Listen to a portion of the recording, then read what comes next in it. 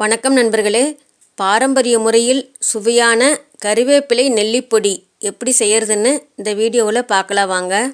அதுக்கு முதல்ல 10 பெரிய நெல்லிக்காவை எடுத்து அதை நல்லா கழுவிட்டு அதில் இருக்கிற ஈரத்தையெல்லாம் தொடச்சிட்டு அதை 4ஆக கட் பண்ணி அதுக்குள்ளே இருக்கிற அந்த கொட்டையை எடுத்துடணும். எடுத்துட்டு ஒன்றா அப்படியே வெயிலில் காய வச்சுக்கலாம். அப்படி இல்லை கொஞ்சம் சீக்கிரமாக வேலையாகணும் அப்படின்னா அந்த நெல்லிக்காய் துண்டுகளையும் இன்னும் கொஞ்சம் சின்ன சின்ன துண்டுகளாக அரிஞ்சு போட்டு நல்லா அடிக்கிற வெயிலில் மொறுன்னு காய வச்சு எடுத்துக்கணும். அந்த நெல்லிக்காய் ஒரே நாளில் காயலை அப்படின்னா நல்லா மொறுன்னு காயிற வரைக்கும் 2-3 நாள் ஆனாலும் நல்லா காய வச்சுக்கணும். இந்த மாதிரி நல்லா காஞ்சி இருக்கிற அந்த நெல்லிக்காவுக்கு நெல்லி முள்ளி அப்படின்னும் ஒரு பேர் இருக்குது. அதுக்கப்புறம் ஒரு கை நிறைய பச்சை கருவேப்பிலை எடுத்து அதை தண்ணியில் போட்டு நல்லா அலசி கழுவி அதில் இருக்கிற ஈரம் போகிற அளவுக்கு கொஞ்ச நேரம் அப்படியே உலர்த்திக்கணும். அதுக்கப்புறம் அடுப்பில் ஒரு வாணலி வச்சு அது காஞ்ச உடனே அதில் 1 டீஸ்பூன் மட்டும் கடலெண்ணெய் ஊற்றிக்கணும். கடலெண்ணெய் காஞ்ச உடனே ஒரு சின்ன கட்டி அளவுக்கு பெருங்காயத்தை போட்டு அந்த பெருங்காயம் நல்லா பொரியிற அளவுக்கு வறுத்துக்கணும்.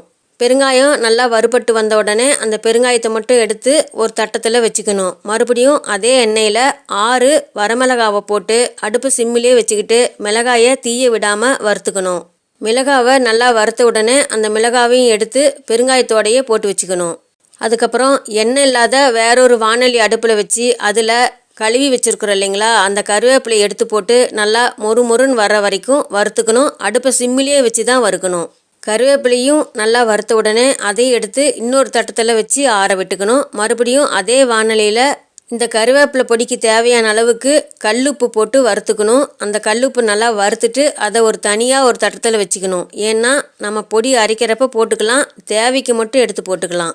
அதுக்கப்புறம் வறுத்து வச்சுருக்கிற எல்லா பொருள்களும் நல்லா ஆறின பிறகு ஈரமில்லாத ஒரு மிக்சி ஜார் எடுத்துக்கிட்டு அந்த மிக்சி ஜாரில் ஏற்கனவே நம்ம காய வச்சுருக்கோம் இல்லைங்களா, அந்த நெல்லிக்காய் துண்டுகளை போட்டு ஓரளவுக்கு நைஸாக அரைச்சிக்கணும். அதுக்கப்புறம் மிக்சி ஜார் மூடியை திறந்து அதுலேயே வறுத்து வச்சுருக்கிற பெருங்காயம், கல்லுப்பு, வரமிளகாய் 3ஐயும் போட்டு மறுபடியும் அரைக்கணும்.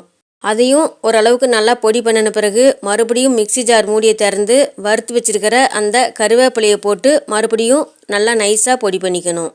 அதுக்கப்புறம் அந்த பொடியை ஈரமில்லாத ஒரு டப்பாவில் போட்டு வச்சுக்கலாம். இந்த பாரம்பரியமான கருவேப்பிலை நெல்லிக்காய் பொடி இட்லி, தோசை, சூடான சாப்பாடு இது எல்லாத்துக்கும் நல்லாயிருக்கும். இது எல்லாத்துக்கும் போட்டுட்டு கூட நெய் ஊற்றி கலந்து சாப்பிட்டோம் அப்படின்னா அவ்வளவு சுவையாக இருக்கும். இந்த நெல்லிக்காய் பொடியை 1/2 டீஸ்பூன் எடுத்து 1 டம்ளர் மோரில் போட்டு கலந்தும் குடிக்கலாம், அதுவும் நல்லாயிருக்கும். இந்த பொடியில் எண்ணெயே ஊற்றாமல் வறுத்துக்கணும் அப்படின்னா வரமிளகாவையும் எண்ணெய் ஊற்றாமல் வறுத்துக்கலாம். பெருங்காய கட்டிக்கு பதிலாக பெருங்காயத்தூளை கல்லுப்போட ஒன்றா போட்டு வறுத்துக்கலாம். நீங்களும் இதே போல் இதே அளவுகளில் இந்த பாரம்பரியமான முறையில் செய்கிற கருவேப்பிலை நெல்லி பொடியை செஞ்சு சாப்பிட்டு பார்த்துட்டு எப்படி இருந்ததுன்னு கமெண்ட்டில் சொல்லுங்கள்.